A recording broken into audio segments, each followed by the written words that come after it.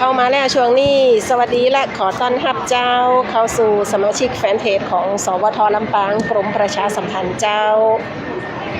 วันนี้เขาอยู่ด้วยกันเนาะเส้นทางลำปางใช่ครับอยู่ที่งานมหกรรมสมุนไพรการแพทย์แผนไทยและการแพทย์ทางเลือกนะครับวันนี้ก็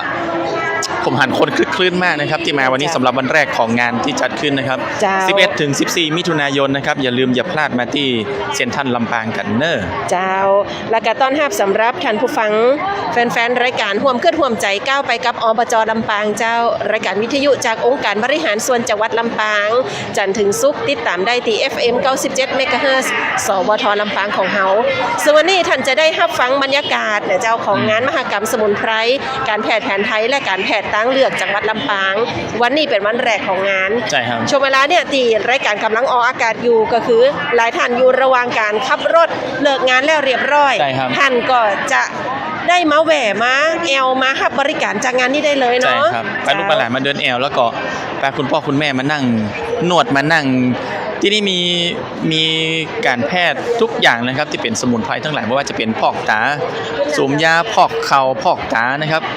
ตอนนี้มีคิวยาวเยอะนะครับสำหรับวันแรกผมเห็นพี่น้องประชาชนที่มารออยู่แล้วก็มาซักประวัติก่อนนะครับว่าต้องเหมือนกับเราไปรักษาตามโรงพยาบาลนั่นแหละต้องมีการซักประวัติทำประวัตินะครับว่าเรามีโรคมีอะไรอย่างพ้องอยู่บ่ได้นะครับแล้วก็ไปก็จะจ่ายไปตามนั้นนะครับถ้าเรามีปัญหาเรื่องของตาเขาจะมาอย่างก็ไปห้องว่าอย่างพอกตาเนาะพอกตาพอกเข่าก็จะมีโซนใกล้ๆตรงนี้เลยแม่นแล้วเจ้าไปตามบูธนั้นๆเลยครับพี่น้องตีที่ตามรับฟังรายการห่วมเคลื่อนห่วมใจก้าวไปกับอบจ.ลำปางรวมถึงแฟนๆตีติดตามผ่านทั้งเพจของสวท.ลำปางกรมประชาสัมพันธ์นะเจ้ามาช่วยกันกดไลค์กดแชร์ด้วยจิมเดอร์ช่วยกันติดตามรายการเจ้าเฮาปามาในบรรยากาศของงานตีเซ็นทรัลลำปางวันนี้งานใหญ่ประจำปีของเฮาเนาะเพื่อว่าไผอาจจะยังบ่ฮู้เตื้อนะเจ้าก็จะได้รับรู้ข่าวสารกิจกรรมด้วยกันแต่บางของฟังคุณหมอบุญเติมตะวันนี้ล่ะเจ๊ไปสัมภาษณ์ไปเปิ้นอู้ถึงถ้าเจ้าเรือนอย่างต่างๆนี่มีประโยชน์ขนาดนะเดี๋ยวในงานเนี่ยคุณหมอบุญเติมก็รออยู่มันสามารถทำนายได้ว่าเฮานี่มีธาตุอย่างเป็นธาตุน้ำธาตุไฟธาตุอย่างจะเหมาะกับอย่างประมาณนี้ครับแม่นแล้วเจ้าตอนนี้คุณใจชีวิตมีความสุขกู่วันเข้ามาละขอบพระคุณจัดนักเจอกันกดไลค์กดแชร์ด้วยจิมชั่วโมงนี้เดี๋ยวน้องยุ้ยละกาบอดหารจะปาไปในงานว่าเมื่อท่านมาถึงแล้วเนี่ยแต่ละโซนมีอย่างห้องเนาะกับงานนี้เนาะแม่นมหกรรมสมุนไพรการแพทย์แผนไทยและการแพทย์ทางเลือกจังหวัดลำปางมาถึงแล้วเนี่ยถ้าเกิดว่าท่านมีอาการอะไรอย่างเช่นปวดบ่าปวดไหล่ปวดคออย่างนี้ก็ว่าแกนตาเนาะมาถึงปุ๊บเนี่ยคือมาสแกนลงทะเบียนก่อนหรือว่ารับเอกสารที่เจ้าหน้าที่ซึ่งเปิ้นจะมีจุดตีเปิ้นว่าจุดซักประวัติตรวจวินิจฉัยแล้วก็จ่ายยาเฮามีอาการอย่างไปเขียนในใบหั่นเอาบัตรประชาชนมาตัวนะอย่าลืมครับอย่าลืมบัตรประชาชนเจ้าขอบคุณคุณหมีรีวิวลำปางเข้ามาแล้วถ้าเขาซักประวัติเรียบร้อยแล้วปุ๊บเนี่ยโซนตั้งขวามือของเขาก็คือเปิ้นก็จะเหมือนกับโซนการรักษาแบ่งเป็นอะไรอย่างพ่องไอ้หันเจ้าใช่ครับโซนการรักษาของเขาจะเป็นหัตถการสุ่มยาเนี่ยสุ่มยาทางไหนปุ้นดูสุ่มยาเนี่ยปัจจัยวิธีจะคืออธิบายให้พี่น้องที่ฟังรายการวิทยุเขาได้ฟังว่าการสุ่มยานี่คือเปิ่นจะเหมือนกับตู้สี่เหลี่ยมเป็นผ้าสีขาวเนี่ยครอบไว้ถ้าเป็นเต็มบ้านเขาโฮมยาเหมือนโฮมยาแต่นี่เอาหน้าเนี่ยซุปเข้าไปมันโทรมาหัตถการสุ่มยาส่วนหัตถการพอกตาเอาสมุนไพรเปิ่นเอาโมะตาพอกหน้าสมุนไพรโมะหน้าพอกเขาสมุนไพรโมะตีเขารักษากันปวดเขาเจ็บเขานั่นรับไปเลยครับสบายขนาดรับไปละตัวมากเลยครับเจ้าทัดมาเห็มน้อยลายนี่อันนี้จะเป็นนวดประคบครับนี่เป็นนวดประคบเป็นหัตถการนวดประคบเจ้าก็จะเป็นนวดประคบนี่ห้องเปิดจะมิดชิดใช่ครับอันนั้นอาจจะแบบว่าต้องได้นอนต้องอะไรอย่างเงี้ยแม่นแต่โซนนี้จะเป็นนวดบ่านวดไหล่แม่นเจ้าซึ่งตอนนี้ถือว่ามีพี่น้องประชาชนที่บันทึกความสนใจในมหาบริการนักหลายปัจจัยก็บัจจัยอีพ่ออีแม่นะวัยรุ่นกันมานะครับยังเขา2คนนี่คงจริงบาแข็งหมดเลยเนี่ยขยันคุณหมอนักเลยอย่างเงี้ยเดี๋ยวรอสักกรรมก่อนแต่ว่าแหวมได้เตี่ยเดี๋ยวม้าเนาะเจ้า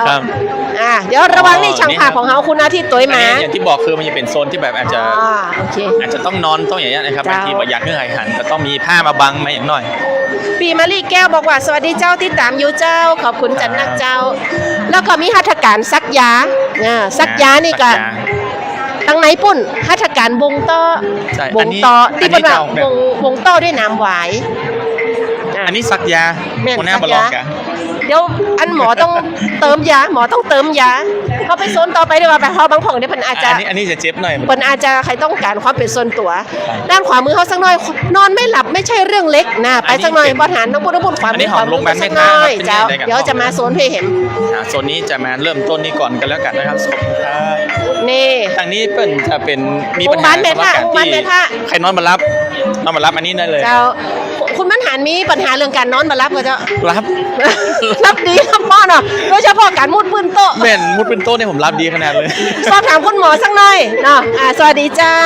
บทนี่วันนี้เขามาคือบริการจะได้พองคุณหมอแนะนำได้เลยเจ้า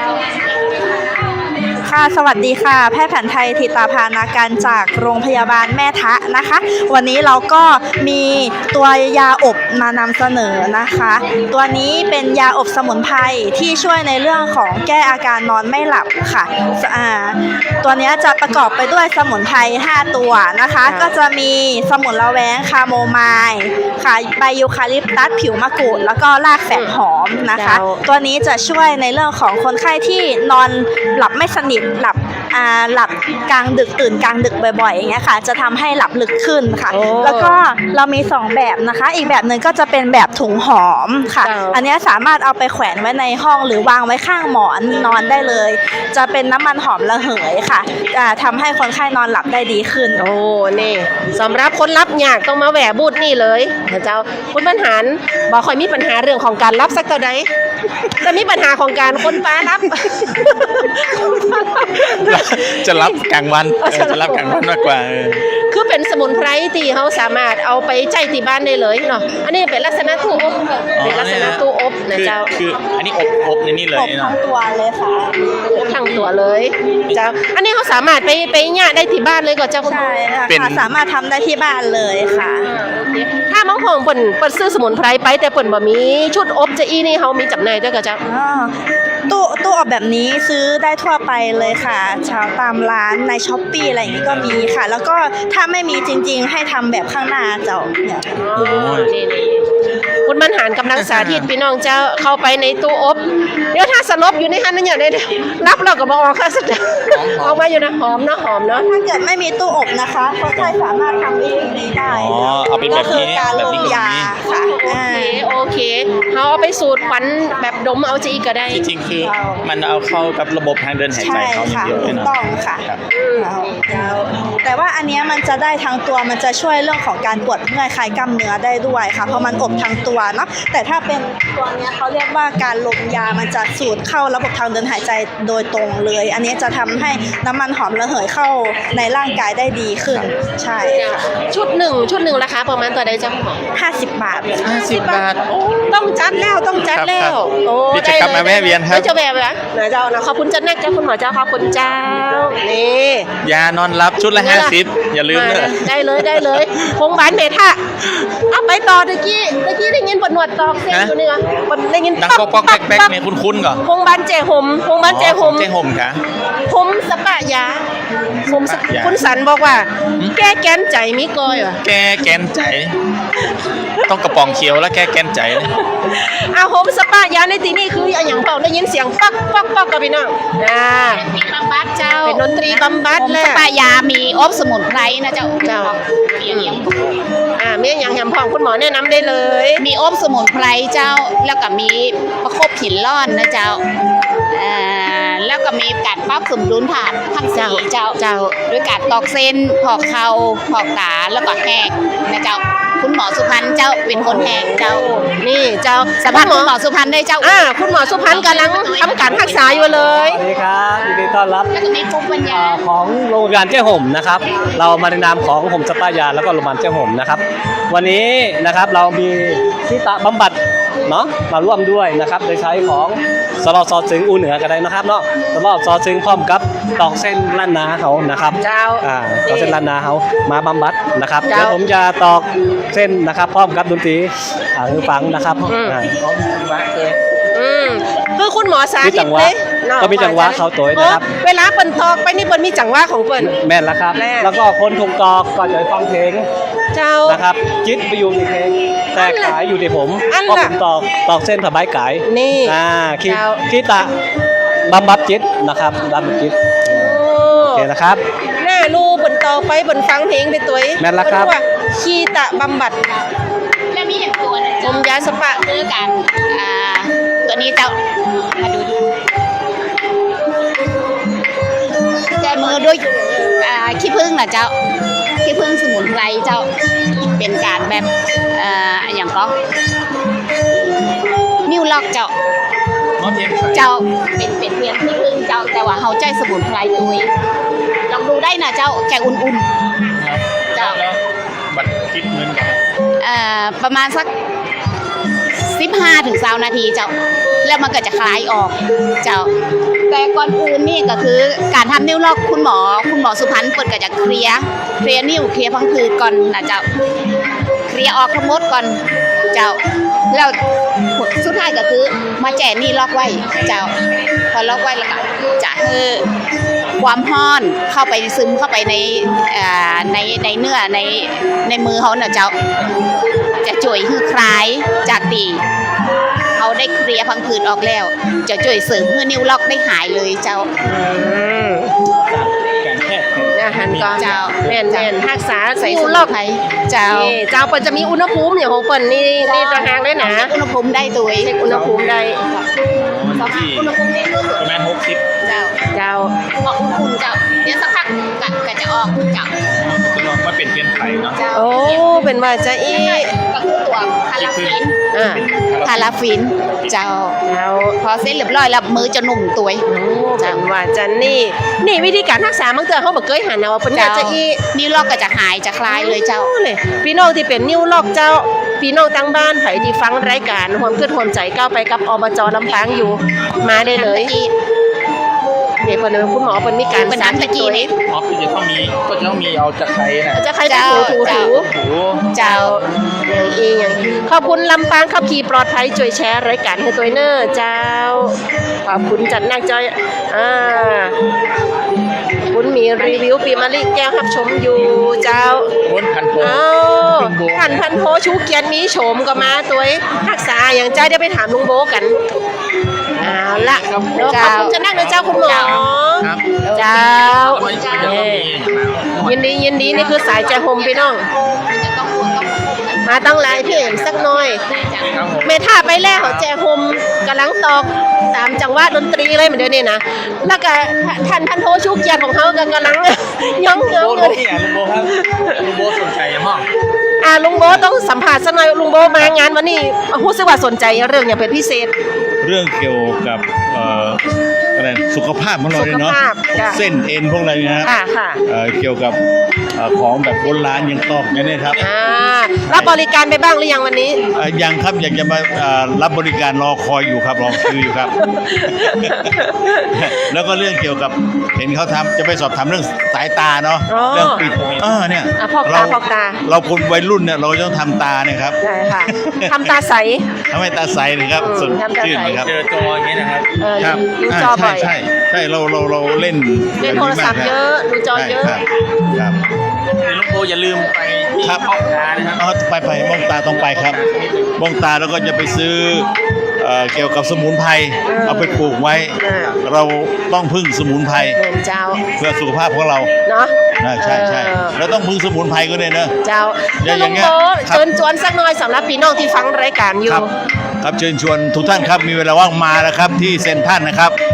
ที่เซ็นทรัลมาดูกิจการเรื่องราวต่างๆมากมายเกี่ยวกับสุขภาพของเราสมุนไพรเนี่ยเป็นเรื่องที่สำคัญที่เราต้องช่วยกันใช้แล้วก็เป็นการบำรุงรักษาตัวเราด้วยนะครับเชิญเลยครับเชิญทุกท่านครับ ได้เล มาย ได้ ขอบ เลย คุณ ครับ จันนักเจ้า ทำมากมายนะครับ พันโทชูเกียรติมีโฉมฉายาของเขาคือ ชายหนุ่มในร่างแก่ครับ ใจหนูในทางแก่ขอบคุณค่ะ ต้ ลุ อง งโบ ไปนะครับ บ้านไกลเวลาน้อยกิ๊กก็คอยเรือก็ชันครับ โอ้โหสุดยอดเลยสุดยอดเลย ฮะ เอ็มนะคะ ตอนนี้ยังไปพูดจนเขาลื้อทิ้งไปแล้วหมด เป็นอย่างนั้นโอเคจ้า ครับ อ๋อ แล้วมีย้อมผมไหมมีเพชรย้อมผมไหม นั่นน่ะต้องมีแล้วนะเนี่ยหนูอ่ะ คนที่ผมพกขาวย้อมนะ เอาพี่ก้อยจะให้นวดต่อเลย โอเคพี่ก้อยต่อ เข้ามาสวัสดีกันนะคะ เมื่อสักครู่นี้พิธีกร2 คนทั้งน้องบรรหารแล้วก็น้องยุ้ยนะคะ ก็เพิ่งเข้ามาแต่ตัวป้าเองเนี่ยมานานแล้ว มาแล้ว แล้วก็เมื่อสักครู่เนี่ยมีคนของเราทดลองแล้วปรากฏว่าเบามาก คือบูธนี้เมื่อสักครู่ได้สัมภาษณ์หรือยังเขาบอกว่าเป็นการตอกแล้วก็ให้ผสมผสานกับดนตรี แล้วคอยดูนะ เมื่อสักครู่เนี่ยบอกให้น้องต่อมือกล้องกับน้องบรรหารผู้ชายบอกว่าไม่กล้า ไม่ ผู้ชายไม่กล้า ไม่กล้าครับไม่กล้า แต่ปรากฏว่าน้องยุ้ยเดี๋ยวจะจัดเอง ซิ่งเลยนะลำซิ่งเลยค่ะลำซิ่ง ไงบ้างรู้สึกไงบ้าง ตอนนี้รู้สึกสบายตัวมากเลย มีอะไรจะสั่งเสียก่อนไหมคะ โอ้โห ผมว่าเสียงที่เขาตีเนี่ยเบาไปนะ ต้องหนักกว่านี้ ลุงโบบอกว่าให้หนักๆเลยครับลุงโบให้บอกว่าให้หนักๆเลย เมื่อสักครู่ได้สอบถามอาจารย์บ้างหรือยังว่า ถามแล้ว อะไร บ้าง คืออะไร ครั เนาะ บมันเป็นจังหวะของดนตรี ใช่ ด้วยเนาะ ถูกต้อง เหมือนจังหวะกลับอ่ะ อันนี้ก็ถือว่าเป็นการพิสูจน์ด้วยทีมงานเองเลย ครับ นะคะ ตอนนี้ก็เริ่มตอกไปได้สักแป๊บหนึ่งละ เดี๋ยวสักครู่เราจะสอบถาม จบเพลงก็ได้ครับ หรือว่าเป็นเมดเล่เลยก็ได้ครับเอาเป็นเมดเล่ไปเลยครับ อันนี้เปิดท้องว่าโฮมสปะยาของโรงพยาบาลแจ้ห่มเนอร์นะครับไข่แวะมาทางนี้กลับมาได้ อยู่เป็นของบ้านสาแพะตำบลบ้านสาอำเภอแจ้ห่ม ใช่ นะค เป็ รับ นภูมิปัญญาดีๆ ที่กิจกรรมครั้งเนี้ยเรียกว่าเปิดโอกาสให้ทั้ง 13 อำเภอ ใช่ ได้มาออกบูธของดีของแต่ละอำเภอไงนะคะเราก็เลยต้องมาทดสอบด้วยตัวเราเองนี่แหละว่าทำแล้วมันรู้สึกยังไงไงไม่มีใครจะบอกได้ดีเท่ากับตัวเราเอง มาลองเลยค ท่าน รับ สังเกตได้เลยว่าตอนเนี้ยเธอเริ่มที่จะลำแล้วนะ เธอเริ่มที่ ฟ้อน จะ ไปเลยครับ ลำ ฟ้อนไปเลยครับ นี่ ฟ้อน ถ้า ไป เกิด เลย ว่าจังหวะสนุกกว่านี้นะเธอจะลุกขึ้นเซิร์งเลย ขอเพลงประจำตัวกันเลยเพลง ปลายฟ้า ปลายฟ้าขอปลายฟ้าสักชุดนะ เราจะสังเกตว่าคุณหมอเองก็จะทำให้ตรงกับจังหวะของเพล ใช่ ง ครับ มันเป็นจังหวะเหมือนเราตีกลับอ่ะ อ่า จังหวะกลับ คนที่กำลังถูกบำบัดเนี่ยก็จะได้ผ่อนคลายไปด้วยนะ เพราะ คะ คนนี้จะนั่งทำงานหลังแข่งทั้งวันไม่ยอมไปไหนเลย โอเค ครับ ค่ะ ตึงมากครับ เนี่ยหมอรู้เลยใช่ไหม ไม่ค่อยออกกำลังกายไม่ได้พัก ไม่ ปกติ ค่ะต่อปกติ เมื่อกี้ตอกเป็นเข้าจังหวะเนาะ อ๋อ มผู้ถูกนวดตอนนี้หลังตึงอยู่นะครับ เขาจะมีแบบแรงกว่านี้ไหมกรณีคนที่มีอาการหนักๆเนี้ยต้องทำแรงกว่านี้ไหมหรือว่ายังไงก็ ไม่ ประ ได้ มาณ ครับ นี้ ไม่ได้ต้องความปลอดภัยด้วย ค่ะ เราอยู่ที่กล้ามเนื้อของลูกค้าด้วยนะครับ อันนี้คือกล้ามเนื้อตัวตึงเนาะ เขาดูสรีระ คบ ร่างกาย ต่อไปก็จะรู้สึกเนาะ ค่ะ เราจะไม่แรงเกินไป อืม เพื่อความปลอดภัย เอาละ จังหวะนะครับ โอ้เหมือนกับรู้เลยว่าเรารีเควสจังหวะสนุกนะคะ ต้องติวว่ามีคนนี้แหละ ตอนนี้รู้สึกว่าจะหลับไปแล้วใช่ไหมคะกลนไปละ ยังรำอยู่แล้ว ยังฝืนรำให้เราได้เห็นอยู่ จังหวะต้องแบบนี้สำหรับคนนี้นะครับ คนไม่ยอมหลับ เดี๋ยวเราจะไปบูธอื่นกันต่อละ ขอบคุณพ่อหมอมากนะคะ ครับ ขอบคุณนะครับ ที่เอาภูมิปัญญาดีๆมาแบ่ง ได้ค ปั รั น บขอบคุณครับ ให้เราได้ทดลองทดสอบค่ะ ถ้าใครสนใจก็ไปบ้านสาแพะนะครับตำบลบ้านสาอำเภอแจ้ห่มจังหวัดลำปางนะครับ มีหัตถการหลายอย่างนะครับ มีอบสมุนไพรแช่เท้านะครับ แล้วก็แช่มือที่คนที่เป็นมือล็อกมือชานะครับ ในขี้ผึ้งนะครับสมุนไพรนะครับ ที่โรงพยาบาลเลยเหรอคะหรือที่ไหน ไม่ครับเป็นศูนย์การเรียนรู้เชิงปฏิบัติ รู้แล้วต้องปฏิบัติด้วย พอปฏิบัติแล้วก็ต้องไปทำที่บ้านต่อ อันนี้เราไม่ของวิชาเนาะไปใช้ที่บ้านเรานะครับผมขอบคุณครับ รู้สึกว่าการจะหนักขึ้นนะเนี่ย รับอยู่นี่เลยก็ได้ครับ ต่อเส้น ครับ มันเป็นหัตถ อา การ การมันเป็นยังไงบ้างคะ ตอนนี้ไม้ค่ะ ไม้แปลว่า ไม้ เอ็นขึ้น ไม้ของชั้น ไม้ขอบคุณค่ะคุณหมอไม้ยองโลลงขึ้นอย่างน้อย ขอบคุณเจ้าเจ้านั่นน่ะหนังยาการเมินพี่น้องเจ้าไปกันต่อแหมขอบคุณนะจ๊ะ เดี๋ยวจะพาไป ได้คุณหมอขอบคุณจันนักเดี๋ยวมาแหวะเห็ จาน กแจ้ห่มแล้วไปที่ไหนต่อก็ค้าบ่ มาตั้งก็ขาเถิง ก็ขา นี่มาก็ขาซะหน่อยบ่ ก็ค้านี่เป็นเอาอย่างไรนะอันนี้เป็นบอกว่าเป็นของดีก็ค้า ลูกประคบเซรามิกสมุนไพรเจ้า นี่สลาบัวบก แม่น สลาบัวบก ลูกประคบมาได้นี่มาแม่นลูกประคบสมุนไพรดีมากับเซรามิกเป็นจะไดเจอเลยเจ้า ค่ะสวัสดีค่ะนี่เป็นเจ้าค่ะ อันนี้เป็นลงมาจากโรงพยาบาลกอคานะเจ้าเนาะเป็นลูกประคบเซรามิกเจ้าจากสาราบัวบกเจ้าพอดีสาราบัวบกเขาจะทำเซรามิกกันเยอะนะเจ้าเนาะเขาก็เลยเอาดินขาวเนี่ยเจ้าตีทำมาจากเซรามิกค่ะ มาเป็นเพิ่มมูลค่าเจ้ามาเป็นลูกประคบเจ้าด้วยเขาจะเอาดินขาวเจ้ามาปั้นเป็นลูกเล็กๆค่ะ แล้วก็ไปเอาเข้าเตาเผา เจ้า เพื่อที่จะเอามาทำเป็นลูกในส่วนผสมของลูกประคบเจ้าเขาก็จะใส่สมุนไพรแห้งไปตัวเจ้ามีไทยเนาะเจ้าบ้านเขาที่ห้องวัดบุญเลยนะเจ้าเนาะไทยขมิ้นแล้วก็ผิวบกกูเจ้าแล้วก็พิมเสนการบูแล้วก็เกลือค่ะ แล้วเขาก็จะใส่พวกธัญพืชไปตัวนะเจ้าเนาะเพราะว่าจะได้กระจายความห่อนเจ้าใช่ค่ะการใช้ในลูกประคบของเขานี่จะเป็นลูกประคบสมุนไพรแห้งค่ะโดยจะใจเข้าไมโครเวฟแตนเจ้าเพราะทุกทีลูกประคบของเขาตามทั่วไปจะนึ่งเหมือนกับเจ้า แม่นเจ้า แม่นเจ้าถ้านึ่งมันจะอยู่ได้บ่เหมือนค่ะ ถ้าเอาเก็บได้บ่ดีจะขึ้นหาเจ้าเขาก็เลยเปลี่ยนมาเป็นลูกประคบสมุนไพรแห้งสามารถใส่ไมโครเวฟได้เจ้าแล้วก็สามารถใช้ได้นานเลยค่ะ จนกลินมันหายได้เลยเจ้า สะดวกกว่าเก่า แม่นเจ้า สามารถพกได้ง่ายตัวเจ้า ดีเลยยอดเยี่ยมเลยเพราะว่าส่วนใหญ่แล้วกูบ้านเนี่ยตอนนี้จะมีไมโครเวฟอยู่ ใช่เจ้า เนาะ ทุกบ้านจะมีไมโครเวฟเขาสามารถซื้อแล้วก็ไปประคบได้เลยประคบได้เองเลยค่ะ ถึงเวลาปวดเมื่อยมาก็ใส่ไมโครเวฟเรามาหนวดได้เลย แม่นเจ้า ประคบได้ ใส่ เลย ไมโครเวฟแค่1-2 นาทีเจ้าแล้วก็มาประคบตีตามตีร่างกายที่เขาปวดเมื่อยได้เลยเจ้า เจ้า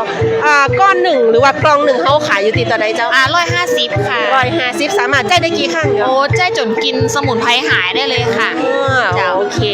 ก็เป็นแถมหนึ่งตั้งเหลือกสำหรับคนที่สนใจได้ลูกประคบ แม่นค่ะ ของที่จะห้องบ้านก็ขาเนาะ เจ้าแล้วก็วิสาหกิจชุมชนของสาราโบโบค่ะ โอเค ขอบคุณกันนักเนอะเจ้ายินดีเจ้าเมเจ้าไปตั้งเมืองเถินกันต่อ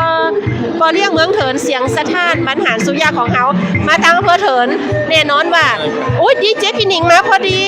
ขอบคุณเจ้าดีเจพี่หนิงสวัสดีเจ้ามาได้เวลาพอดีเลย สวัสดีเจ้า พี่น้องตีประเดี๋ยวนี้ฟังรายการห่วมเคลื่อนห่วมใจก้าวไปกับอบจลำปางอยู่ เจ้าสวัสดีทุกท่านเจ้า เมื่อกี้ป้าเข้ามาตั้งแต่หน้างาน เจ้า สักประวัติและกะจุดผอกตาผอกเขาทั้งทางน้ำพี่หนิ แม่ ง นละเจ้า มา ต้อง จน มาใช้บริการ แจ้โฮมตั้งเมทะตั้งเกาะขาบ่าไปละ สังเกตหน้าปีก็จะเป็นหอยน้อยนะ พี่หนิงไปให้บริการยังมาวันนี้ หนวดตอกเส้นเจ้าด้านพูนเลยนะเจ้า นี่ มีปหมอประสงค์ มีอาจารย์ตุ๋ย แล้วก็แฮมหลาย ๆ ท่านปหมอดรบุญเติม ต้องไปให้ได้เจ้าหัวหน้าเจ้า หัวหน้ายุ้ยต้องไปลองอย่างปี เอาหน้าคว่ำลงไปมันจะมีหู เป็นเบาะตีเป็นสำหรับหนวด เจ้า นะเจ้าแล้วก็ฟรีแบบมีค่าใช้จ่ายใด เนี่ยข้อเนี่ยอยากจะให้พี่หนิงเน้นย้ำเหมือนกันเพราะบางของเนี่ยเข้ามาปุ๊บกลัวเสี่ยงสตังค์จะมาหนวดจะมาผอกตาผอกเขา ๆ กลัวเสี่ยงสตังค์ บาเสี่ยงสักอย่างเจ้า นำเรียนให้กับทุกท่านทราบนะเจ้าว่าบาเสี่ยงอย่างสักอย่างสังเกตเพราะหน้าน้องหนิงเนี่ยเป็นหอย ไปนอนนวดหลายตีห้ามเอามาใกล้นะเจ้าก็ มันบางงาม แต่ว่ามาที่นี่แล้วนะเจ้ามาลงทะเบียนเซตนะเจ้า ก็มาตรวจก่อนหัวหน้ายุ้ยเจ้า มาตรวจก่อนว่าของความดันของเฮาพร้อมตีจะให้บริการหรือยัง เดี๋ยวคุณหมอ ก็จะให้บริการแม่นเจ้าซักประวัติว่าเฮาแป้ยาอะหยังความดันเป็นจะได้ก็วาดพออีนะเจ้า เสร็จแล้วคุณต้องการไปยาอะหยังอาการเป็นจะได้อย่างสมมุติว่าหัวหน้ายุ้ยบอกว่าปวดออฟฟิศซินโดรมคอบาไหล่เปิ้นก็จะให้เฮาไปทำตีหนึ่งแบบคอบาไหล่เฮาก็จะได้นั่ง แต่ถ้าสมมุติว่าบอกว่าปวดเท้าตั้งแต่เท้าน่องขาเปิ้นก็จะเพื่อนอนเตียงทำตีหนึ่ง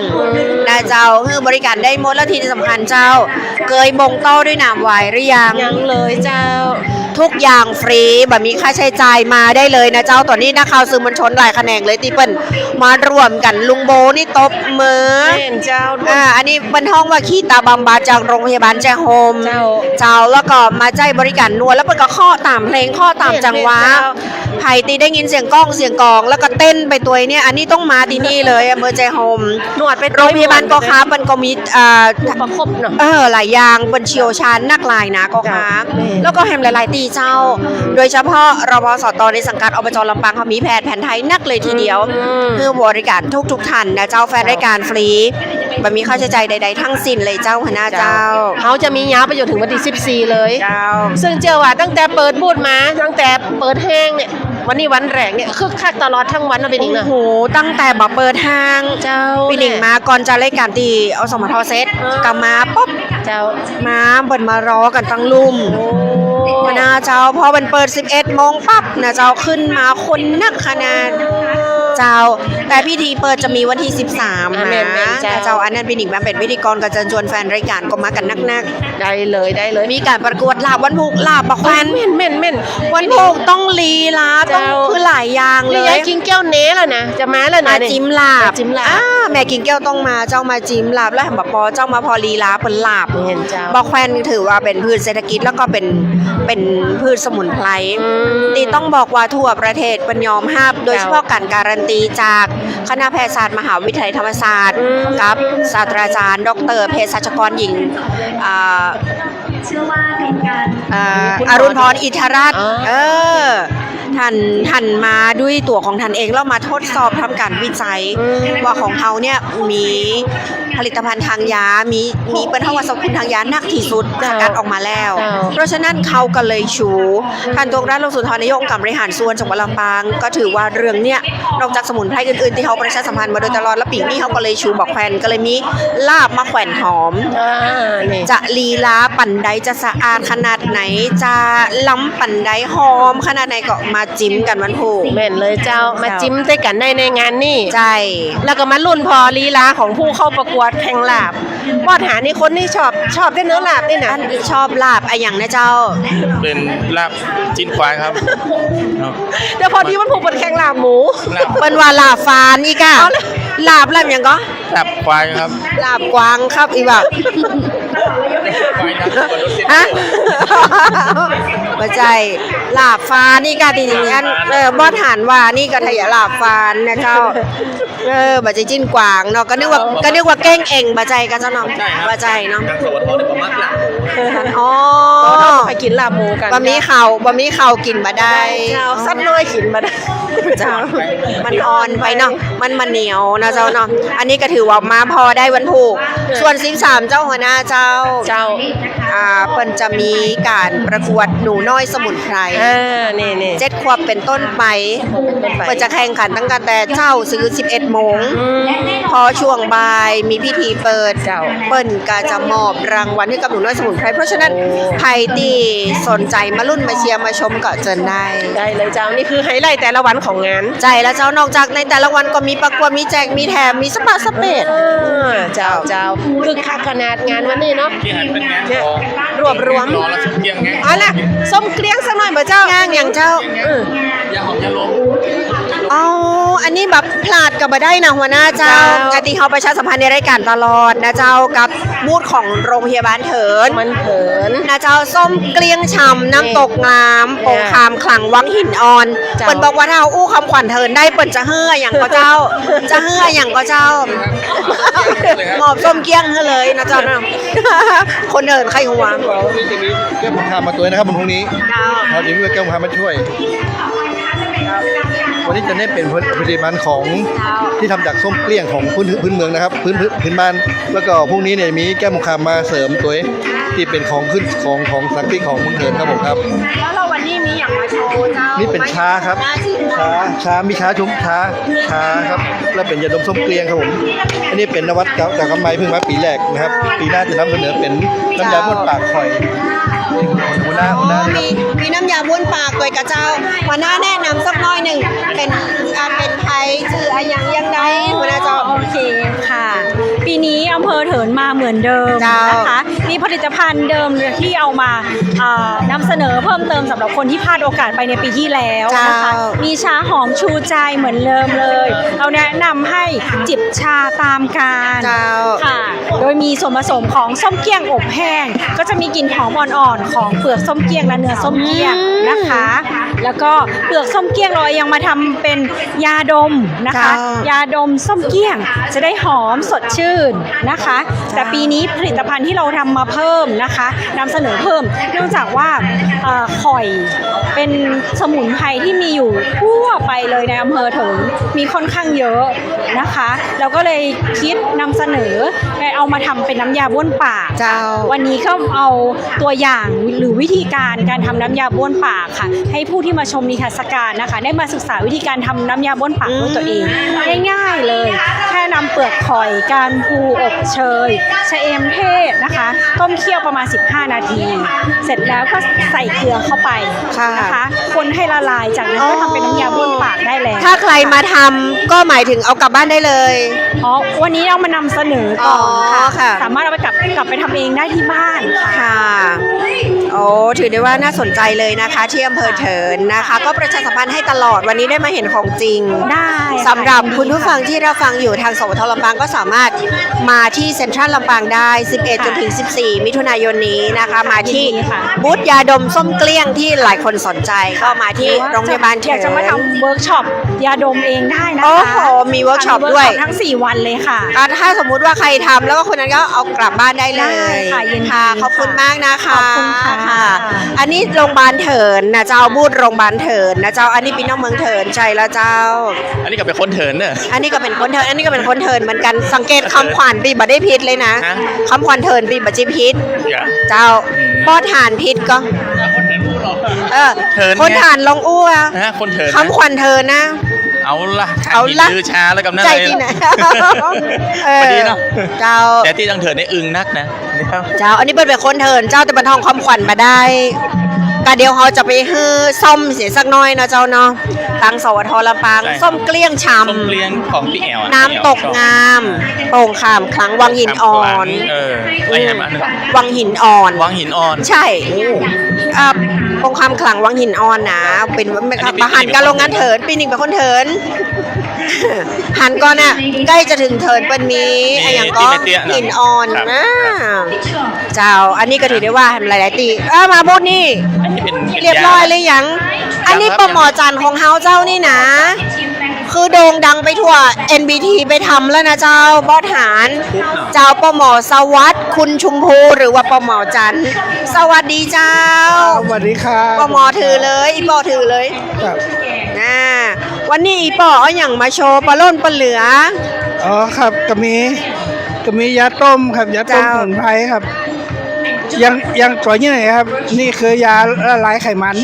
อันนี้การันตีเขาได้รับเหรียญทองจากประเทศญี่ปุ่นเลยครับ โอ้ เอาไปแข่งในงานวิจัยนะ โปรโมเดลนะเจ้าจากประเทศญี่ปุ่น ครับผม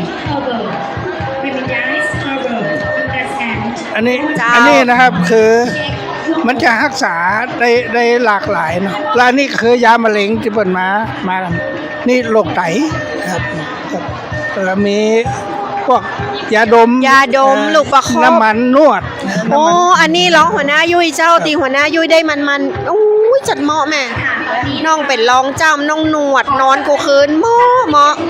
ลงเตียงมาเบาวิวบัตบปวดปกติว่าถ้าบัได้นวดก่อนนอนนะแม่ ลงเตียงมาเขาเหยียบปืนมันจะเจ็บ อันนี้เหมาะ ครับ เหมาะเจ้า แล้วก็มียาหมอง แล้วก็มีแชมพูครับแชมพูสระผม สระผม แชมพูบะกรูดครับผม มันดี แล้วก็มี จะได้บอกแชมพูบะกรูดนี่ คือยังคันหัวเป็นตุ่มผมหลนหายเลยครับ อ๋อ แล้วก็มีกาวเครือครับเครือดำเครือแดงเครือขาว จ้ะ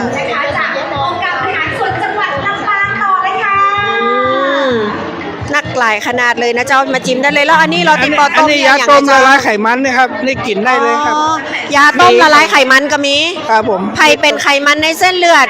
ได้ครับน ได้ อนมารับนะขี้ลืมนะครับหรือว่าชามือชาเท้าบะมีแหง บลังน้องนี่กันแล้วอ้วนอุดปุดอย่างน้องนี่มันลดไขมันก็บอก ดีเลยครับ ได้เลยเอา ผมกินตั้งแต่น้อยจนประเดี๋ยวเนี่ยครับ กะ ครับชงกาแฟผมกับน้ำยาเนี่ยชง ก็จิ้มเหียน้อยก็บอกอัน ครับผมครับนี่เลย เจ้าบอนหานจิ้มเจ้า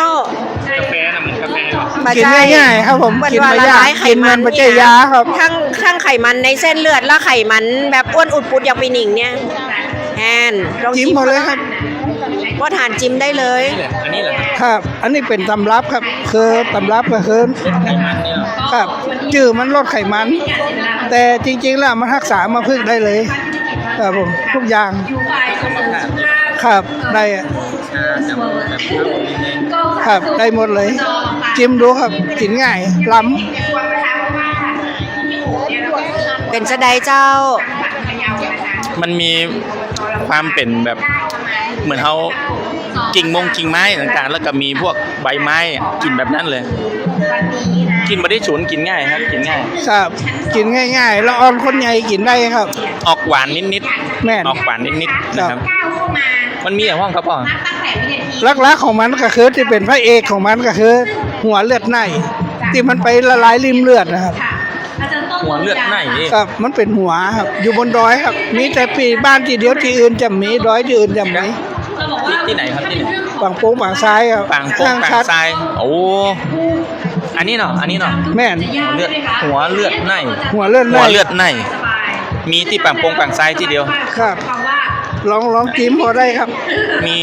มีที่ปางโป่งปางทราย ล ที่ อง เดียว จิ้มดูครับล้ แม่ ำ น เหมือน เจ้าม ะมื่น เขา เล ไป ย ทำกันเรียบร้อยละ เคยกินมะมื่นเหรอ เจ้า เนี่ยเหมือนมะมื่นเลยลองจิ้มเหรอ มันมามื่นก็ เหมือนเป๊ะเลย ออกมัน เหมือนมะมื่น มันติดมันมันเป็นว่าเหมือนมะมื่นอ่ะ มันท่องว่าอย่างเขาเจ้าบอก หัวเลือดไหน หัวเลือดในที่มันไปละลายริมเลือดนะครับละลายคอเลสเตอรอลนะครับ อืมลำครับล ร้านที่ กินสักกำหนึงอิ่มแตนเข้าเลยอ่ะ ำนะเป็นว่า ไปปลาบ่อเข้าอ่ะ ลด เนี่ย ไขมันได้เพราะว่าเขาไม่ได้กินอย่างอื่นแล้วนอกจากหัวเนี่ยจนอิ่มนะ กะ อันนั้นก็หัวนั้นก็ครับอันไหนไอ้หัวจิ้มมันก็ ใช่ โอ้ย เนี่ย นึกว่า ลองจิ้มมา ล แล้ว องจิ้มพอลองจิ้มพอ เนี่ย เดี๋ยวที่เราบอกว่าสบายๆมันจะไม่สบายนะต้น นั่นคือ กันเองแล้วก็ คือพี่หนิงครับลองขอไปครับผมนึกว่าน่าจะเป็นหัวเลือดไหนนะ ใช่ เหมือนที่เรา อันนี้หัวมันจะหมอกหัวไม่โป่ง หัวน้อยนะเดี๋ยวนี้ ก็มันเป็นปุ๊ก อยู่ในนี้ แม่ อั น นนี้คือเกาขาว เป็นยังไง อันนี้ 32 กิโลเจ้า มันเป็นหัวเป็นปุ๊ก เอาใน เลย ปลามา ก่อน เจ้า หนึงจะมีเป็นกิโลสอง เจ้า กิโล อ มัน ยู่ใน นะ ปลาบ้านเฮา แต่ผมซื้อ เอา ที่ เจ้า เขาไปเอามาขายให้ มันมีลูกแหว โล ก นึ นี่ ง เตยแล้วเฮาเอาแต่แม่เปิ้นมา 30กว่าบาท เอาลูกเปิ้นมาเอาลูกฝังไว้ที่เดิมเจ้าเอาแต่แม่เปิ้นมา มีที่ปากโป่งปากซ้ายที่เดียว แม่น กับเป็นที่ปวด อันนี้คือบำรุงผิวผู้หญิงเนาะแก้ ก็ ฟ้า อา แก้ จารย์ ต เจ ก ม ขาว หาลัยที่ว่า ช่ ผู้ วย เชี่ยวชาญ ได้ ด้านไอ้สมุนไพรหรือจื่อสมุนไพรแกไปคิดค้นหาจื่อวิทยาศาสตร์มัน บำ มี รุงร่างกายผู้ แต่ ชา มัน ย มีที่ เก ห้า ลือแดงเกลือขาวเกลือดำ ยาที่บ้านเนาะหรือว่าเป็น 3 คนเฒ่าบ่เก่าเพิ่นเอามากินนะครับอายุเพิ่นยืนไงเพิ่นว่าเป็นหยัง เป็นผงอัดแคปซูลได้ อย่างผมเนี่ยผมกินตั้งแต่น้อยจนเดี๋ยวเนี่ยตาเจอใส่หูเข็มได้เลย ๆห้องได้ว่า มีปัญหา ตีบูธของ ความดัน หมอจันทร์ ไขมันเบาหวาน นะเจ้า แบบ ส นี้ มุนไพรบหมอจันทร์นะเจ้าผู้เชี่ยวชาญ แข็งแรง ด้านสมุนไพรนะเจ้าซึ่งเป็นหมอปืนบ้านที่ได้รับรางวัลนักหลายนะเจ้าบอกว่าจะเป็นประเทศไทยประเทศญี่ปุ่นหลายๆอย่างเลยนะเจ้าท่านใดอยากได้ยาลดความดันก็มาได้ไขมันกับมีนะเจ้ามีมดยาแก้เจ็บหลังเจ็บแอลมาที่บูธประหมอจันทร์นะเจ้าเนอะ อันนี้แก้วสอง เจ้า นี่นะคนหนังรถเข็นหนังรถเข็นนะไม่เจ้าจะลุกลำบากหาที่ก้อนนี่อย่างเขาไม่กิน2ก๊อกครับต้องผูกขับรถไปเอายาที่บ้านเลยครับ กะน้องขอกินสักก๊อกละ ว่ามันเบามันโล่งนี่หรอลูกได้ต้องเกาะเนี่ยยังผมนั่งเขาถวายลงผม เอานักๆเจ้าเอานัก เอา ๆเจ้า นักเอาหน่อย คุณผู้ฟังเจ้าอันปัญหานะเจ้าเปิ่นกดให้น้องน้อย เดี๋ยวน้องว่าเอานักๆนะเจ้าเนาะอันนี้ลดไขมัน ผมว่ากินมดไปได้ มันเป็นยาสมุนไพรเป็นยาต้มอ่ะ หอมมาก ครับ เอาง่ายๆได้กลิ่นเหมือนข้าวสาลี ใช่ ข้าวสาลีปนอกข้าวสาลีข้าวเหนียวอ่ะ ใช่ อันเนี้ยหอมมากเลยนะ ผมเป็นละอ่อนน่ะตาผมก็จะฮิตยาหมดนี้แหละเอามาใส่หม้อต้มแกใส่กาสมัยก่อนนะเจ้าแม่เขาจะได้กินยาต้มแกผู้เจ้าแกจะกินก่อนเข้างานด้วยซ้ำตื่นมาปุ๊บแกก็เอายาต้มเนี่ยกินสดรู้สึกแกจะมีปัญหาเรื่องของในอย่างสักอย่างเลยแกบ่มีแก ใช่ แข็งแรงเลย ตาปีกับจะอันนะเจ้าบะหมี่อย่างสักอย า ย่าง ต้ม บะหมี่ปัญหา กินเจ้าแรงแกกินนะครับจิบวันก่อนนะครับครับ เจ้าอันนี้ก็คือสมุนไพรปมจันทร์นะเจ้า ครับขอบคุณครับ ใครที่อยากได้ยาหนวดยาสเปรย์ฉีดนะเจ้ายามองยังเหมาะถึงนั่นก็เจิญได้นะเจ้า ครับมาที่บูธปมจันทร์ได้เนาะ เจ้ามาที่นี่พองเจ้า ที่คณะ แพทยศาสตร์ อะไรธรรมศาสตร์ มหาวิทยาลัยธรรมศาสตร์นะเจ้ามันมีผลิตภัณฑ์หลายอย่างอันนี้พี่หนิงก็ใจแล้วนะพี่หนิงซื้อใจฮะ เป็นกันยุ่งอยู่ นี่ไง เป็ นี่ไง ความ นี่ไง มุกโต๊ะ นี่ไง สวัสดีค่ะ วันนี้ทางด้านของคณะแพทยศาสตร์มหาวิทยาลัยธรรมศาสตร์ เอาอะไรมาโชว์บ้างคะในปีนี้ ผลิตภัณฑ์ของเราค่ะเชิญค่ะ ก็ทางของเรานะคะจะเน้นผลิตภัณฑ์ที่มีงานวิจัยรองรับค่ะ จะเน้นสมุนไพรที่มีงานวิจัยรองรับค่ะ ซึ่งเราก็จะมาหลายผลิตภัณฑ์มากเลยทั้ง ค่ะ ทางผลิตภัณฑ์เสริมอาหารเครื่องสำอางหรือแม้กระทั่งตัวผลิตภัณฑ์สมุนไพรเพื่อสุขภาพแล้วก็ยาสมุนไพรค่ะ ค่ะ ก็ถ้าตัวเด่นๆของเราในวันนี้ อะไร บ บ้าง นี้อันนี้เริ่มจากทางนี้ก่อนกันเลยก็ได้ค่ะ ค่ะ ทางนี้ก็ เครื่อง จะเป็น สำอางประทินผิว เป็นเครื่องสำอางค่ะ ค่ะ ตัวนี้เนี่ยก็จะเป็นการร่วมมือกันของทางมหาวิทยาลัยธรรมศาสตร์ศูนย์รังสิตร่วมกับทางอาจารย์ที่เกาหลี ค่ะ ก็คือใช้ใช้ตัวผลิตภัณฑ์ที่เป็นสมุนไพรของเราก็คือกระเจี๊ยบแดงใบบัวบก แล้วก็เป็นพวกอะไรนะเป็นตัวลาเวนเดอร์ค่ะเป็นหลักๆนะคะแล้วก็ ค่ะ เราเน้นเรื่องของกระเจี๊ยบที่ต้านอนุมูลอิสระ ค่ะ แล้วก็ร่วมกับอาจารย์ที่พัฒนาเรื่องของมาร์กหน้า ค่ะ ซึ่งจะเป็นแผ่นไมโครโฮลซึ่งไมโครโฮลก็จะเป็นรูขนาดเล็กบนผิวของไฮโดรเจลที่จะทำให้กักเก็บตัวสมุนไพรของเราได้มากขึ้น ค่ะ ใช่แล้วหน้าอิ่มเอิบ หน้าอิ่มค่ะ แล้วก็ต้านอนุมูลอิสระสวยงามค่ะ ค่ะ ตัวต่อไปนะคะ ค่ะ อันนี้ มาทาง พี่ชัยด้วยนะเนี่ย ใช่ ใครที่นอนไม่หลับสตรีวัยทอง ค่ะ ที่นอนไม่หลับต้องใช้อันนี้เลย แนะนำหน่อยค่ะ ตัวนี้ก็จะมีทั้งที่เป็นสำหรับตัวพิลโลสเปรย์หรือว่าเอาไว้สเปรย์บนหมอนค่ะ ก่อนนอนหรือว่าจะเป็นทาบริเวณขมับหรือว่าอะไรนะ คอเสื้อ ขอเสื้อ บ่าไหล่ได้หมด บ่าไห เล ล่ ย ใช่ตัวนี้ก็จะช่วยในการที่จะทำให้ช่วยนอนหลับในคนที่นำหลับยาก ค่ะ แล้วก็จะมีตัวนี้ขมิ้นชันค่ะสารสกัดเข้มข้นขมิ้นชัน โอ้โห เรามาทำเป็นสบู่ อันนี้ปีที่แล้วพี่หนิงไม่เห็นนะคะเนี่ย อันนี้จะเป็นสูตรอ่อนโยนค่ะ ใช้ได้ทั้งล้างหน้า แล้วก็ อ๋อ ใช้ในการอาบน้ำ ค่ะ จะเด่นจุดเด่นของขมิ้นชันก็คือเขาเนี่ยจะช่วยในการลดผดผื่นเพราะฉะนั้นเนี่ยสำหรับคนที่เป็นสิวอักเสบหรือว่าเป็นผื่นที่หลังอย่างเงี้ยค่ะ ค่ะ ตัวนี้ดีมากๆ แล้วก็แนะนำมากๆเลยใช่ ค่ะ ค่ะ ถือได้ว่าแบบมีแต่สมุนไพรทั้งนั้นเลย ใช่ เนาะ ค่ะส ตื่ มุ เต้ นไพร อะ ของเรา แล้วก็ทุก มี ค่ะ สรรพคุณมหาศาลมากๆ ใช่ค่ะ แล้วทุกปีคณะแพทยศาสตร์มหาวิทยาลัยธรรมศาสตร์ ก็จะคิดค้นผลิตภัณฑ์สมุนไพรดีๆ มาจำหน่ายให้กับพวกเราในราคาที่ไม่แพงด้วยพี่หนิง ปีที่แล้วพี่หนิงใช้หลายผลิตภัณฑ์มากแต่ปีนี้พี่หนิงเพิ่งเห็น อ๋อค่ะ ค่ะ ตัวนี้ก็เป็นอีกตัวหนึ่งที่โดดเด่นมากๆเหมือนกัน โอ้ต้องซื้อไปใช้แล้วนะคะ ใครที่เป็นผุดผื่น ใช่ หรือว่าด้านหลังแผลมันมีสิวเนาะ มีสิวใช่ อ่า ค่ะ ต้องซื้อไปทาแล้วก็สักครู่หนึ่งแล้วค่อยล้างออก ใช่ค่ะ เหมาะเลย ค่ะ แล้วนอกจากนั้นล่ะคะมีอะไรอีก ก็ คะ ขยบมาจากความสวยความงามเน ค่ะ อะอันนี้เราก็จะเป็นเกี่ยวกับการดูแลเรื่องเกี่ยวกับข้อเข่าแล้วก็ ค่ะ กล้ามเนื้อค่ะ ค่ะ ก็ถ้าเป็นกลุ่มกล้ามเนื้อก็จะเป็นกลุ่มน้ำมัน น้ำมันนวดแล้วก็ยาหม่อง ซึ่งตัวนี้ก็จะเป็นว่านนะคะเราทำว่านทั้งหมด4ชนิดรวมกันแล้วก็ประกอบแล้วก็ไพรด้วย ค่ะ ตัวนี้ก็จะเน้นเกี่ยวกับการปวดกล้ามเนื้อ ค่ะ ส่วนอีกตัวหนึ่งนะคะก็คือเป็นตัวที่เราพัฒนา นามาแล้วก็เป็นตัวยาในบัญชียาหลักแห่งชาตินี่แหละค่ะแล้วก็เรามาทำเป็นตัวครีมแล้วก็บวกกับงานวิจัย ซึ่งเราทำในผู้ป่วยข้อเข่าเสื่อมซึ่งตัวนี้จะเป็นตัวชื่อว่าสหัทธาราค่ะสหัทธาราจะมีสมุนไพรทั้งหมด21ตัวเน้นหลักๆเป็นพริกไทยค่ะตัวนี้ทำทั้งความปลอดภัยแล้วก็ประสิทธิภาพเทียบกับไดโคฟิแนกซึ่งเป็นยาแผนปัจจุบันเลยใช้ในคนไข้ข้อเข่าเสื่อมค่ะลดอาการปวดข้อค่ะถือได้ว่าน่าสนใจเลยทีเดียวนะคะใครที่ปวดข้อปวดเข่าสามารถมา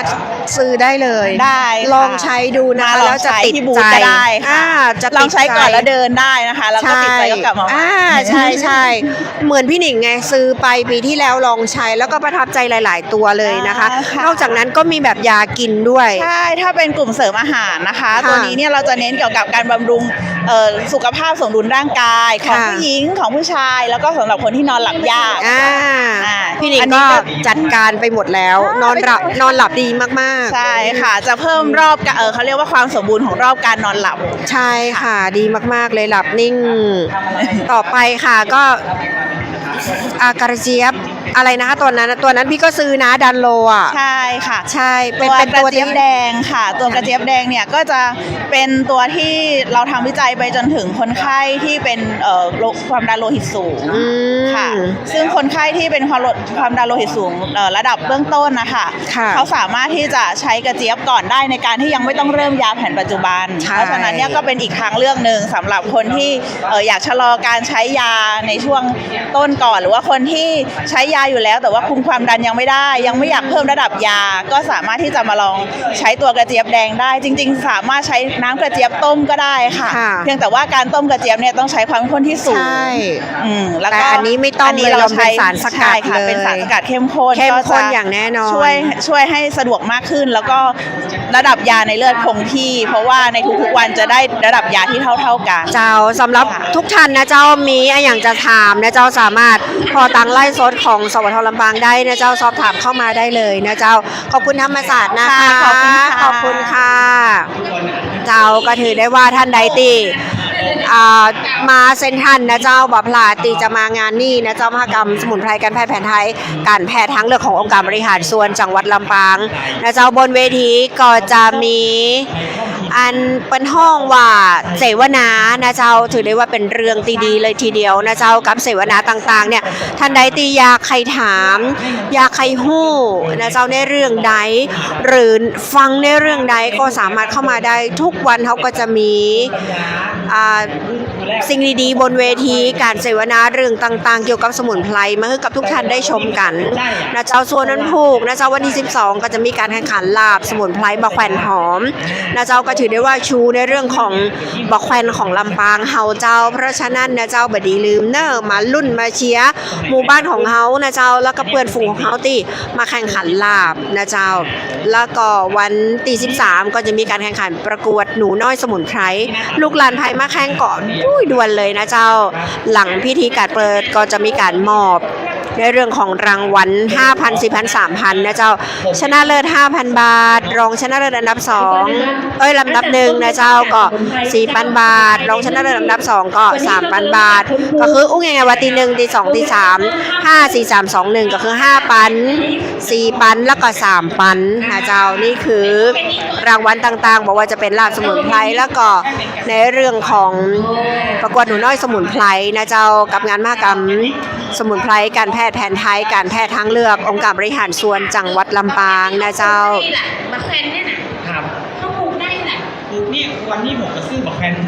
บูธต่างๆนะเจ้ามีน่ากว่ากูปีเลยนะเจ้ากว่า100 กว่าบูธเลยนะเจ้าทุกท่านเจ้านักหลายขนาดเลยนะเจ้าเนาะก็สามารถมาชมได้บอกว่าจะเป็นวิสาหกิจตัวเองนะเจ้ามีหนวดประคบทุกอย่างฟรีแบบมีค่าใช้จ่ายใดๆทั้งสิ้นนอกจากท่านจะซื้อสเปรย์ซื้อยามองซื้ออย่างต่างๆที่ท่านเคยซื้อเอาไปใจในบ้านน้องหนิงซื้อไว้ปีที่แล้วนะเจ้าเอามาให้พ่อแม่หนวดแข่งหนวดขานะเจ้ารวมไปถึงตัวน้องหนิงเองนะเจ้าก็ราคาแบบแพงจากผู้ผลิตส่งตรงถึงผู้บริโภคทันทีเลยนะเจ้าเนาะกับเรื่องราวดีๆเจ้าหัวหน้ายุ้ยเรียนเจิญเจ้าไปตั้งใดเจ้านี่บูธที่เขาป้าไปรับชมเนี่ยนี่ถือว่ายังเป็นเพียงแค่ส่วนหนึ่งตัวอันเจ้าซึ่งจิตเต้นเรามีตั้งนอกห้างเห็นไหมเจ้ามีตั้งนอกห้างแล้วในห้างตั้งปุ้นแหมเจ้าหลังเวทีเจ้าหลังเวทีใจแล้วเจ้า นักหลายเกี่ยวกับสมุนไพรตึงนั่นนะเจ้าหลังเวทีใหญ่นี่นะ เจ้า ก็จะมีแหมเจ้าห้องได้ว่าตีจันสองของเซ็นทรัลพลาซาเนี่ยก็มีกันเต็มนอกห้างก็มีนะเจ้าเพราะฉะนั้นมาเตอเจ้ามาแล้วก็แบบพลาดอย่างแน่นอน ตึงวันก็จะปะเรื่องราวดีๆ สังเกตได้ว่าผู้สูงอายุเปิ้นก็จะมานั่งฟังการเสวนา แม่นเจ้า นะเจ้าเรื่องราวดีๆ เกี่ยวกับโรงพยาบาลส่งเสริมสุขภาพตำบลในสังกัดองค์การบริหารส่วนจังหวัดลำปาง67 แห่งเปิ้นก็จะเอาเรื่องราวดีๆในพื้นที่ของเปิ้นมาเล่าสู่กันฟังเกี่ยวกับสมุนไพรรวมไปถึงมีน้องแพทย์แผนไทยผู้ช่วยแพทย์แผนไทยพอดีเปิ้นจะมาให้ความรู้กับหมู่เฮาและสำนักงานสาธารณสุขจังหวัดลำปางเนี่ยเจ้าเปิ้นก็เอาเจ้าหน้าที่โดยเฉพาะหมอนวดเก่งๆของเปิ้นมาชูเรื่องนี้โดยเฉพาะเลยสอบถามได้เลยนะเจ้ารักนวดไทยอยากไปสนใจอย่างไรก็ไปถามกันได้นะเจ้า ถ้ายังวันนี้กับวันผูกจะมาเนี่ยจะได้ถึงสักประมาณแบบจนเวลาห้างปิดเลยเหมือนกัน2 ทุ่ม เจ้าประมาณ2 ทุ่ม ประ เจ้า มาณ หัวหน้าเจ้า ถ้าบริการจะได้เลยพี่น้อง ทุก เจ้า วันนะ11 โมงจนถึง 2 ทุ่ม 11 โมงถึง 2 ทุ่มโดยประมาณ เจ้า พี่น้องเจ้าจัดในห้างบ่ต้องห่วงเรื่องฟ้าเรื่องฝนเนาะ แม่นละเจ้า ห่วงถ้าบริการกันได้เจ็บบาเจ็บไหล่เจ็บหัวเจ็บตายได้ปรึกษาคุณหมอ หัวหน้าหลังจากหยุดไลฟ์แล้วนะเจ้าหัวหน้าต้องพาทีมงานไปพ่อง เจ้า พี่หนิงนวดมา2 ตีแล้วเจ้า แน่ มีปหมอประสงค์ปดร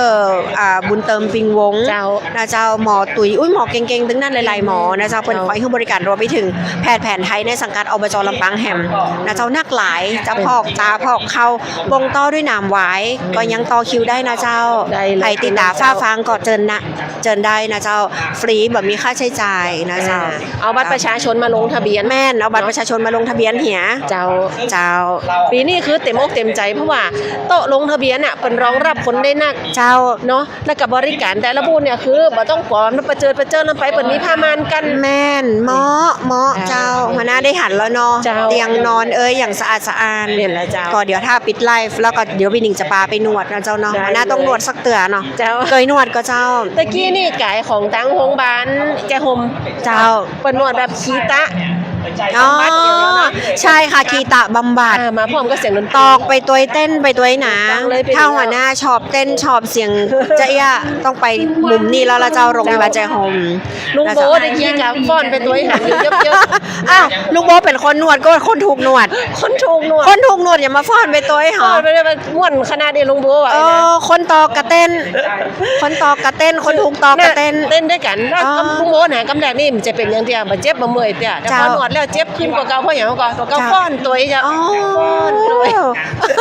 แซว ถึง ลุงโบ ว่า กัน เจ้าแซวลุงโบนะเจ้า เพ เนาะ ราะฉะนั้นพี่น้องต้องติดตามงานนี่เด้อมหกรรม แม่น สมุนไพรการแพทย์แผนไทยและการแพทย์ตั้งเลือกแต่ว่าคุณหมอบุญเติมไปออกรายการกับพี่ก้อย เจ้า เนื้อหาสาระที่เป็นอู้นี่น่าฟังขนาด เหมาะขนาด ยอดเยี่ยมเลย ยอดเยี่ยมนะเจ้า เจ้า นั่นน่ะถือได้ว่าเป็นเรื่องราวดีๆ แล้วก็หมอบอกว่าคุณก้อยอู้ตลกก็ป้ากันม่วนในรายการนะ กำ เจ้า เดียวก็หมดเวลาแล้ว นั่นน่ะเบิ่งนี่ต่อ2 ชั่วโมงนะ คุณหมอท่านอื่นๆที่ยังไม่ได้ไปเห็นเลยเนาะถ้าจะได้ก็แวะเวียนไปแอลกัน แม่นเจ้าแล้วก็วันนี้ก็ถือว่าสามารถติดตามรับฟังได้นะเจ้า 17-18 นาฬิกาถ้าว่าฟังแล้ววันภูไข่ม้ามาเจ้า 11 โมงห้างเปิดมาได้เลยนะเจ้า อ่ะวันนี้มาถึงช่วงใต้แล้วเนาะพี่หนิงเนาะ แม่นเจ้า ความเคลื่อนความใจก้าวไปกับอบจลำปางวันนี้ได้ฟังกันนะเจ้า แม่ 5 โมงแรงถึง 6 โมงสบทลำปาง FM 97 เมกะเฮิรตซ์จ้ะ เจ้ากับข้าเจ้าน้องหนิงสุชาดา วันนี้ต้องขอบคุณทีมงานสวทลำปางกรมประชาสัมพันธ์เป็นอย่างสูงนะเจ้าปากันไม่วันพูก เจ้า วันนี้ไปแล้วนะ สวัสดีเจ้า